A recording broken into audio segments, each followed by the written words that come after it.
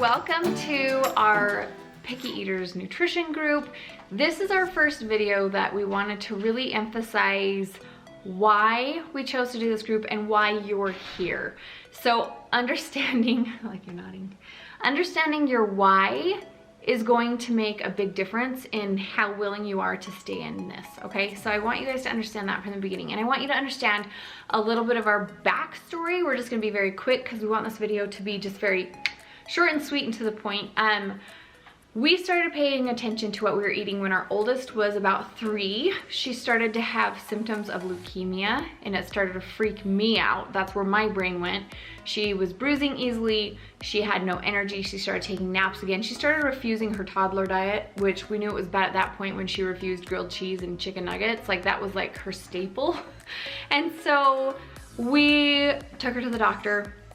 They ran a bunch of blood tests. The doctor was awesome and took us seriously. And we got a phone call a couple weeks later saying everything was normal and nothing was wrong with her. And I was like, something was clearly wrong. Something is wrong with her. And so at that point, we actually turned to more of a holistic approach, and we found a kinesiologist, and she informed us she had parasites. And I thought parasites were very rare and you had to be like in a third world country to get them. No, you guys, let's think about what we have in our home. You just saw him. They eat their own poo. So do we need to like really wonder where parasites come from? And that was the type of worm she had. It was a pinworm, which is very common. Like 80% of the population has them at all times. Anyway, long story short, she also had food allergy symptoms at this time, which parasites can cause that.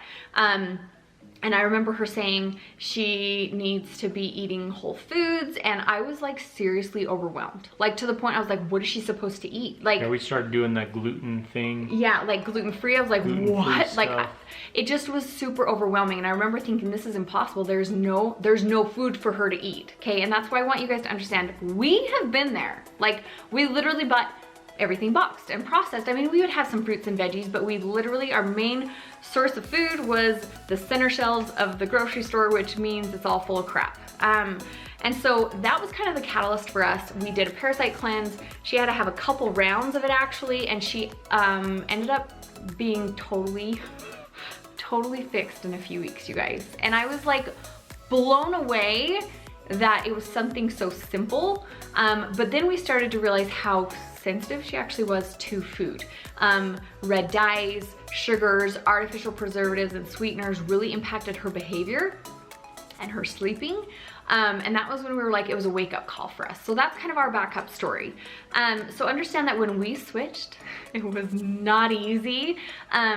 She has some Asperger's symptoms. We haven't really diagnosed her. I don't care to diagnose her. We just focus on improving her weaknesses and helping her improve her strengths. And but because of that, she's very like set in her ways.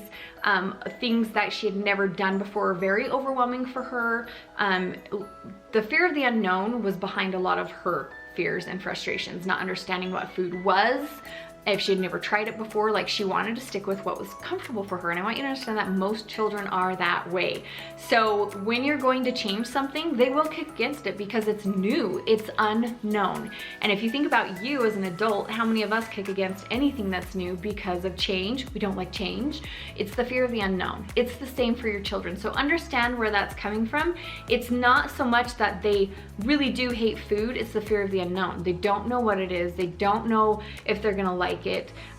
Taste buds for children are actually amplified.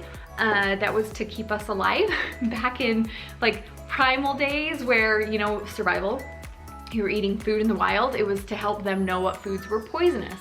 And so their taste buds are enhanced. So understanding that will also help you. So that's our backstory, okay? So that's why we started, was for the health of our child and realizing the food choices we were making were severely impacting her, and that was on us to change. I also wanna go into a bigger reason, and obviously I'm a health coach, and it's very eye-opening when you start to see the stats of how unhealthy our children are, not just adults. Like we're off the charts for obesity as adults, but our children, you guys, this is really, really startling. In 1980, only 5% of children were considered obese. As of 2016, 20% of children are obese. And what's changed in that time frame? There's a lot of things. There's technology, lack of movement, but our food has significantly changed from a very single ingredient, more whole foods type foods. Even the cereals we ate were different, to now everything has preservatives and dyes and artificial sweeteners and a lot of things that aren't really actually foods, they're chemicals. And our children are suffering. And the amount of medical care costs for children who are obese and overweight is $14 billion a year in the United States. Sit and think about it for a second. A lot of money. $14 billion. Okay, so I'm gonna rewind for a second. I get a lot of not a lot of pushback, but sometimes people are like, oh, I can't do what you're doing. I can't afford that. It's so expensive. And I'm like, how much have you spent taking your kids to the doctor in the last year for health-related issues? That would probably more than cover the cost, I bet, by lots, not just a little bit, than what it would cost to actually understand nutrition and change the course of your family's life. So like I said, I want to provide a ton of value in this group, but understand that if you really want to know it, I have solid nutrition courses like you're going to school and understanding what nutrition does for your body. I can't give you all those tools. These are more in depth, created by professionals. I'm just gonna give you tips from my point of view, okay? So just understand that you're spending money on health for your children, on health for yourself by lack of education. And I think that's the biggest reason parents are frustrated and overwhelmed with their picky eating children, is their lack of understanding of what nutrition does for our bodies.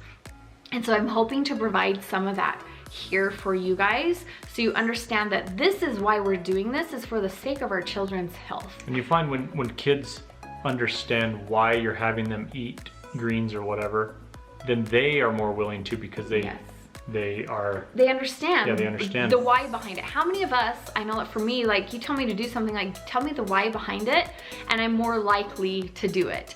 So it's the same for our children. If they understand why they need to be eating their vegetables, and we're gonna have another video for that.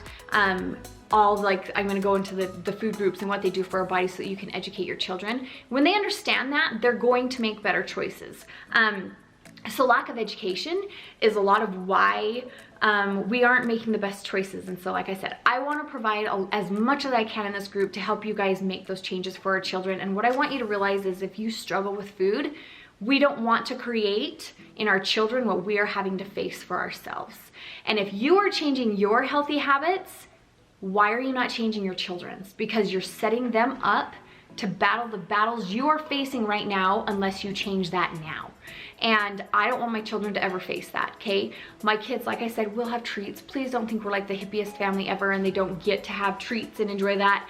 They do, but they actually understand, are very aware of their bodies, and will actually stop mid-treat and save it for later because they're listening to their bodies, because we've taught them very, very in depth, like, listen to what your tummy is saying. If it hurts, please stop eating.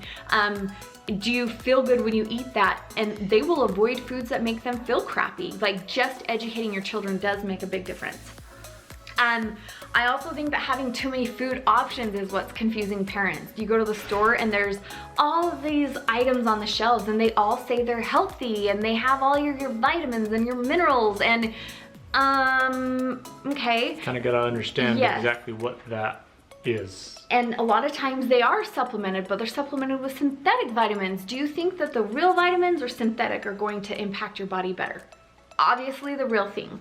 So I think that that's confusing. I think the labels are confusing and very misleading. I posted a while ago about fruit snacks and how I don't buy fruit snacks anymore, and I buy fruit instead. I buy the real thing rather than the fake thing. And there were a lot of comments like, oh, but I buy the real fruit snacks. I buy the fruit snacks that are made with real fruit juice. And I'm like, oh gosh, that's the proof of how much labeling has confused us as parents, when we think something in a package is equal to the food in its original form, and it will never be the same. So we're gonna talk about that. Okay, why you do this is real food is where you're gonna have the best results. That's where you're going to see your health change the most, and we're gonna talk about how to simplify, you guys. Eating healthy is actually very simple. Very simple, not complicated. You don't just eat cardboard and kale, okay? Like, we don't. So we're gonna cover that. Your bodies function on a cellular level, and when we're not eating the foods that are going to nourish our cells at a cellular level, that's when you have health issues arise. And we're gonna talk about that and what the foods do and why they're important, and understanding that when you're lacking nutrition, that's when you have all these issues. That's when you crave foods. You're actually craving certain foods, not because they sound good. Your body is trying to get you something, eat something that's in that food that your body is lacking. And when you go back to food in its original form, you're going to get those vitamins and nutrients and minerals that your body needs to function at a cellular level, and your cravings will drastically reduce. You don't crave crap when you're not eating crap. It rarely ever happens. Understanding that the foods we eat are not about taste. We do eat delicious food, don't get me wrong, but we've gotten off course with where our children think you eat because something sounds good or tastes good. We don't teach them you eat because this is what it does for your body. They're like, oh, but that doesn't sound good. Okay, what would you like? Like, no. We're the parents here, and we're going to teach them about what the foods do to their bodies. So they're making choices that can taste good, but that's not why we're making those choices, okay? And you have to understand, like I said, what food groups do, and we're gonna talk about that. Cravings. Okay, I'll deal with it in a minute. Real life right there. Cravings, like I mentioned, are a lack of nutrients, and that's when you'll crave more food and you'll eat more crap if you're not eating the correct types of whole type foods. If you're just continuing to turn to something in a box or a bag, you're gonna continue eating, and that's where the obesity and overweight stuff is coming from. And a lot of that, you guys, has to do with sugar. And we're gonna have an assignment at the end of this, but just understand that sugar is honestly plaguing our society. Now, there is natural sugars that are good for you, and they have vitamins and minerals naturally in them, like fruits, and even honey has vitamins and minerals in it versus processed sugar. There's a big difference in whole foods and the sugar form versus processed foods in sugar form. Just to give you an idea, sugar for children should not exceed 12 grams a day of added sugar, meaning you're not talking about fruit. We're talking about added sugar in foods. It's gonna be very eye-opening for you guys. One Quaker granola bar has 19 grams of sugar. And how much can your body process? Yeah, and your body can't process that much per day. That's why it's crucial, because it can only process a certain amount, natural or unnatural. So when you're feeding it full of unnatural, when you go to eat the natural, like, you're still bogged down. So sugar is huge. Lacking nutrients is huge. And when you actually aren't eating enough fruits and vegetables, you increase your risk for heart disease, your blood pressure will rise, diabetes risk increases drastically, your risk of cancer increases. That's where digestive issues. I cannot tell you how many people I know whose children are on Miralax or some sort of supplement to help them poop. You guys, if you're eating correct foods, your body will poop, okay? If you're drinking enough water, your body will poop. A lot of children have digestive issues simply because they're lacking nutrients, and we're gonna talk about that in the video that breaks down what the food groups do. Okay, and trust me and believe me when I say I am not in any way beating you down. If you're like, holy crap, she's talking about everything I'm doing, I'm the worst parent ever. We were there. Okay, I'm talking to myself about myself. I know how hard it is and the guilt that comes with it when you realize you made poor choices as a parent. There is no point in beating yourself up. The best thing you can do is to move on and make better choices. So understand that, okay? I don't want you beating yourself up. I don't want you being like, holy crap, you're being so rude. I feel so guilty. This is horrible. We were there. We were there. And there are still times it's hard for me to have to remind myself I was doing the best I knew at the time. Yeah, and it takes practice. You're not going to be able to do everything all at once. Nope. It'll be a little overwhelming, I think. But just practice it. And the more you learn, the more easily it becomes. And yes, and you guys, we're not going to be releasing these videos all the time because I want you to focus on one thing at a time, because we didn't change everything overnight. It took us about a year, you guys, to be honest, a solid year before we weren't fighting her at every single meal and before we were actually making solid choices at every single meal. So it was a slow process, and I'm going to talk about that too, but this video I want you really thinking about why you're doing this. So please know that all of these issues, if you're like, holy crap, you're talking about me, this is not to make you feel bad. It's hopefully make you like, okay, I need to change something, and make sure you're telling yourself you're doing the best you can with the knowledge that you have at the time, okay? There's no sense in beating yourself up when you didn't have the knowledge, okay? And we're here to change that. Okay, now why you're really doing this is because you are the parents. You're the one who calls the shots. Your children do not. And this is where some people are probably gonna not like me when there's certain things you're gonna have to do that are gonna take a lot of willpower.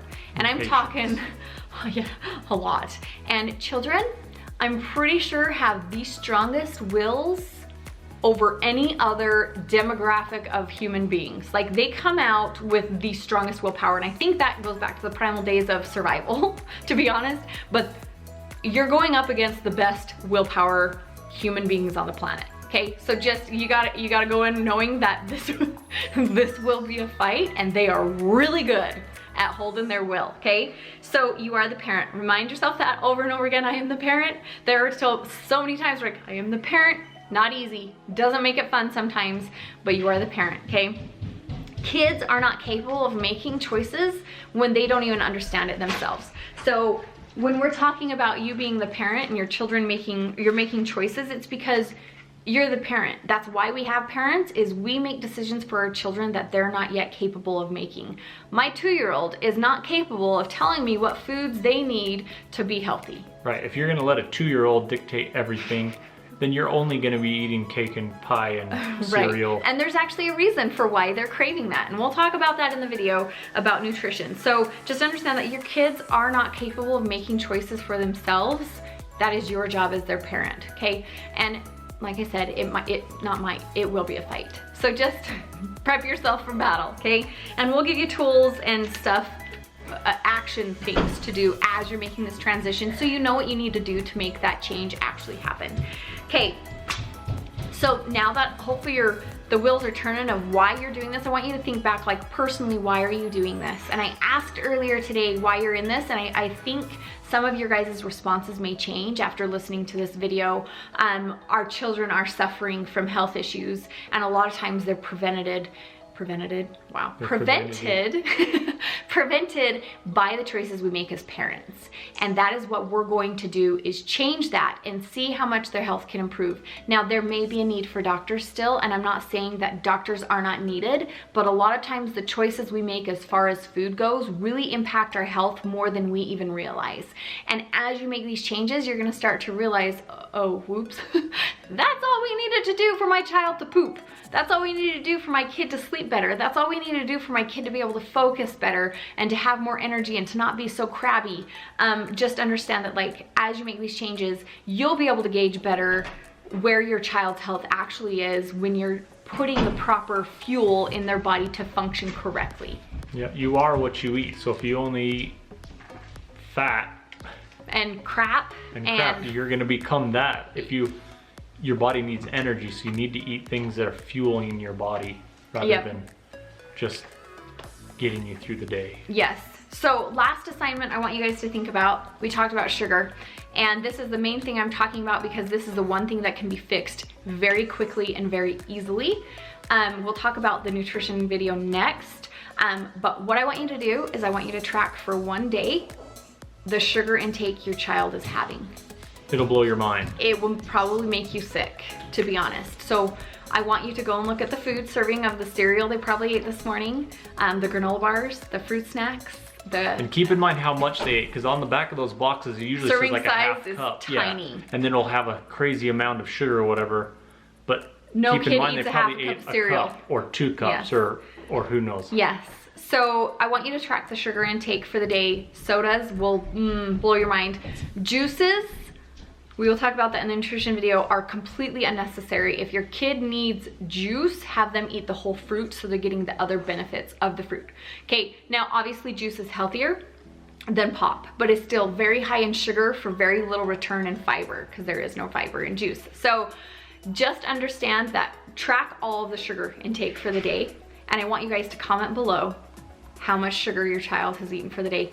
P.S. No judgment. If I see any other parent like attacking another parent, like you're done. You're out of the group, okay? This is not meant to judge parents.